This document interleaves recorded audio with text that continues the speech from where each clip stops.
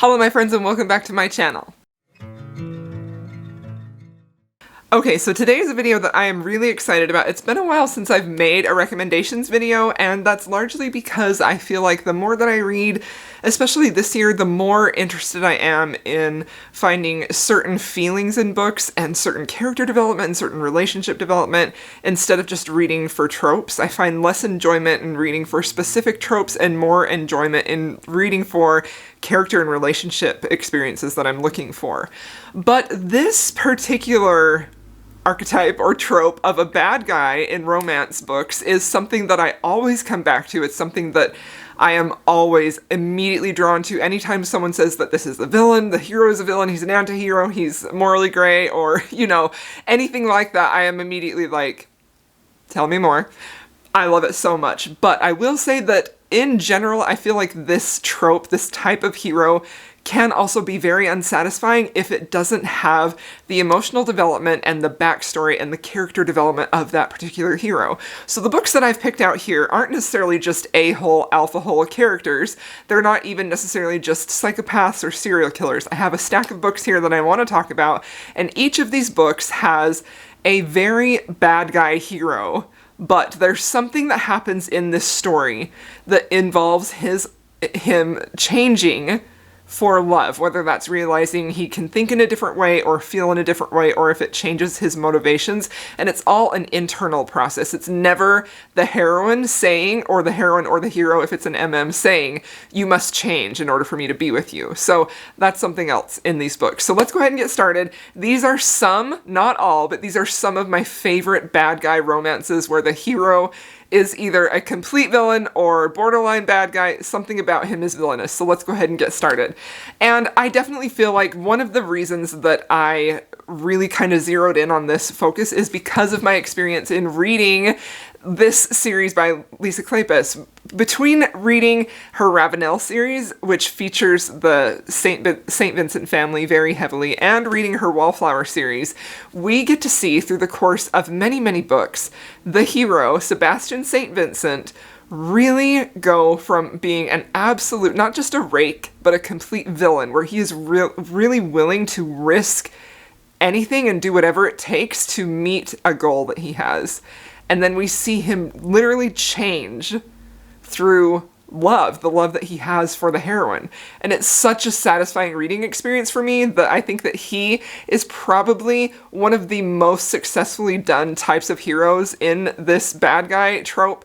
And I just absolutely love his journey. But the only downside to that is that you don't get that full journey if you only read his book, Devil in Winter.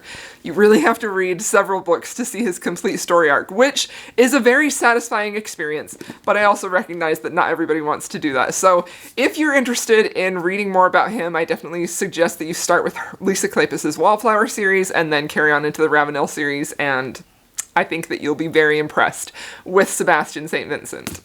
Okay, so another book on here. The first couple of these have literal murderers and psychopaths for the heroes, and that's also another big inspiration for this video. And I could not film a bad guy romance hero video without mentioning There Are No Saints by Sophie Lark. This is her newest release. This is a contemporary romance, and this is very, very dark. This is definitely a dark romance, and I would even say that this book in particular is definitely more of a character study about these three damaged and slightly psychopath characters types. Two of them are murderers, and one of them is just a very sort of damaged young woman who's trying to just hang on to life and get any type of success that she can. I would say that this book is most satisfying if you really, really love characters that are challenging and that push outside of what you normally think an a-hole or alpha-hole character should be. This book might definitely be for you. I completely enjoyed this. I felt like it was fascinating. I felt like it was absolutely perfectly handled how she developed this character, Cole, the hero, who is a artist. He's a very well-known artist in San Francisco. He is extremely wealthy. He's very powerful, but he is also a murderer. And he's a very cold type of murderer where he just sort of ends up taking people's lives if it suits his ends. It's never like a crime of passion. It's always something that's really planned out. So in the beginning, he seems very cold and very calculating. And throughout this book, as he meets Mara, and starts to develop an obsession with her, you see his perspective change and shift a little bit, where he sort of loses that cold, calculating persona and kind of has moments of just where passion overrules him. It's so completely fascinating. I was just in love with this book and could not stop reading it. It follows two artists, so we don't not only have Cole, but we also have his nemesis Shaw, who is also a very well-known artist, very wealthy, very powerful, and they're both in San Francisco, and they sort of are in this rivalry between the two of them. And they are both murderers, and they both become very obsessed with Mara.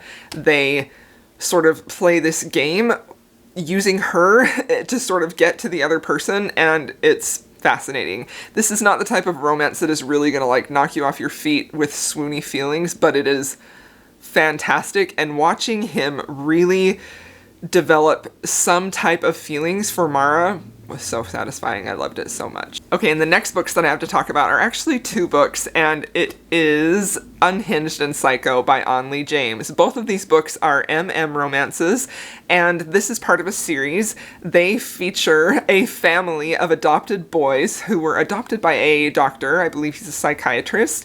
He adopted them as children when he was kind of looking for boys who were exhibiting like psychopathic tendencies and had a tendency towards violence but didn't have feelings to go along with them. He ended up finding all of these boys in orphanages and adopted them, thinking that he would be able to sort of harness that ability that they have and to find criminals that maybe the justice system missed. So they're sort of like this vigilante group of serial killers, similar to Dexter, and it's just completely fascinating. Honestly, I loved these books. I think that my friend Jessin described these best when she said that they are heartwarming serial killer romances, because that's exactly what they are.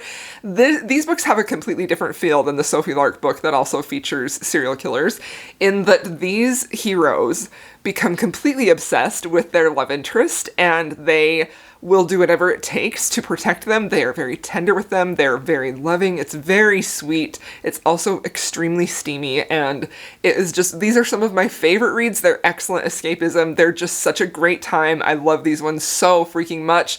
This is the first one. Unhinged follows Adam, who was a male model, but also like a serial killer. Nobody knows about that. And he ends up falling in love with the victim of a man that he killed. So it was not a victim of the man he killed. So the man he has murdered before, who was a disgusting criminal, he ends up falling in love with that man's son, who comes to sort of hunt him down and get revenge for his dad because he didn't know about the criminal past that his dad had. I love this book so much. It's so freaking sweet and amazing and just like fascinating, and I just love it. It's a ton of fun. And this book follows Lucas, who is an ex-FBI agent who has a little bit of like a psychometric ability where he can touch people and see their memories and see what they're thinking. He was in the FBI and he kind of got kicked out because he used that ability, where he found some information out about another FBI agent who was actually a big-time criminal murdering people. And it follows August, who is one of the boys that the psychiatrist adopted. He is also a professor at a university. Lucas is now a professor at the university. And they end up meeting, and Lucas touches August and sees something that he had done in his past, and they become sort of obsessed with each other, and it was just so good. I love this one so much. It was such... These books are just so much fun. They're honestly so fun, so engrossing, the type of book that you pick up and can't put down. So I loved these a whole lot. Okay, and this book is a fantasy romance. This one is Promise of Darkness by Beck McMaster. This is probably one of my favorite fantasy romances. It's probably number 2, but I love this book so freaking much. This book follows Prince Thiago, who is known as the prince of the Fae realm that is like cursed and evil. He's really known as being a villain. And he has this really shaky alliance with a queen of another Fae realm. And their alliance is really based on this agreement that they have where for 3 months of the year, she will send one of her daughters to go to his land as part of a political alliance. Now, Princess Iskvian goes to see Thiago, and she is convinced that he's evil. He's been out to plot, her mom's demise, that they're these warring kingdoms, and she's just out there trying to survive. and it's their romance. I feel like this fantasy world is really beautifully developed. I really, really love the tension that is created in their romance. I think they have great tension, and I just absolutely loved watching these two fall in love with each other, and it was surprising. It was I really loved it. I think this is an excellent example of a fantasy romance book where the couple is very much in love, and they do have a happily ever after at the end of this book, but the story continues in future books. Okay, and I had to include this book because I feel like this book has some of my very favorite bad guy heroes, and it also has two heroes in this. And I just feel like their character motivations were very complex, very well done, and the ending of this book was incredibly satisfying for me, and that is Sea of Ruin by Pam Godwin. Now, this is a dark romance. This is a dark historical romance, and it's also about pirates. So we have Bennett, who is a female pirate captain, and she is basically trying to escape from her estranged husband. His name is Priest. She's trying to escape from him because he was unfaithful to her, and she was very much hurt by that. He ends up tracking her down. She barely escapes, and then she ends up getting captured by Ashley, who is actually like a Commodore type of character where he is out hunting down the pirates. He captures her. Both Priest and Ashley are villainous heroes, but Ashley specifically is very much a bad guy. And I really loved the look into his mindset of his motivations, how he behaves the way he does, why he behaves the way he does, and also watching that really shape and evolve because of his feelings for Bennett. It was totally beautiful, and I really, really loved that. This is a dark romance, so there are trigger warnings in here for sexual assault, and some of it is very graphically described on page. So if you are okay with that, I would definitely recommend this. I know this is sort of a beloved book on BookTube, and I think it is for good reason because I absolutely loved it. Okay, another book that has a bad guy hero that is one of my favorites is Twisted Love by Anna Huang. Twisted Love is a contemporary romance. I'm sorry the sun is like shining on these books. I need to figure out a better place to sit for this. So this book is about Alex, who is best friends with Ava's brother. They are sort of both very damaged characters who have had some pretty traumatic experiences happen in their life, and they are trying to come to grips with those in this book. But more specifically, Ava's brother ends up leaving, and Ava has had a run-in with her ex-boyfriend who won't leave her alone, and so Ava's brother asks Alex if he could move in next door into his apartment so he could keep an eye on Ava. This book is typically categorized as a morality chain romance where we have the hero who is good only because of his love for the heroine, and I think that that is a perfect example of a morality chain here.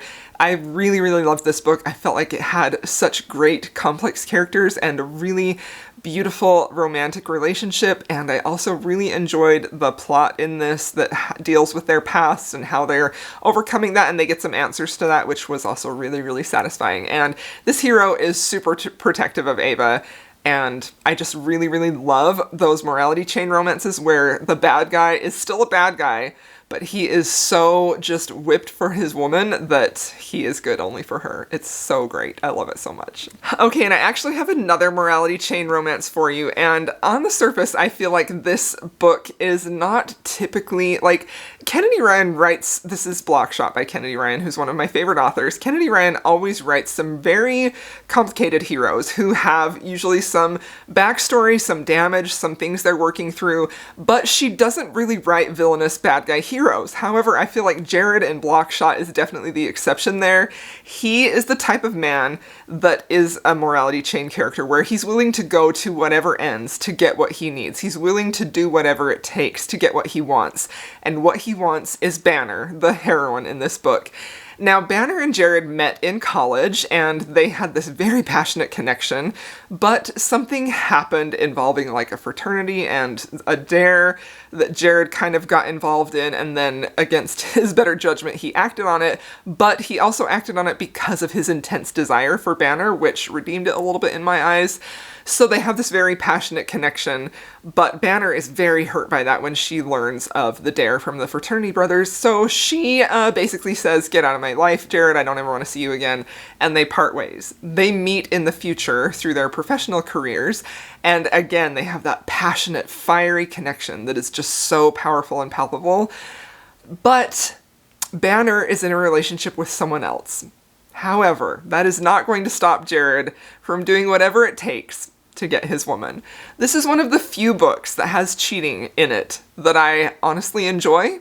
So this does have cheating in it, but it is a very powerful story. This hero would literally break down any wall it takes to get to Banner. Like, nothing is going to stop him from getting her. And I really, really loved that. Okay, and the last book that I have to recommend is a new to me historical, and it is The Madness of Viscount Afterborn by Elisa Braden. I recently went on sort of a marathon of reading as many of her books as possible because I read her Highlander series, completely fell in love with her writing, and then immediately went into this series, which is the Rescued from Ruin series. This is book 1 in that series.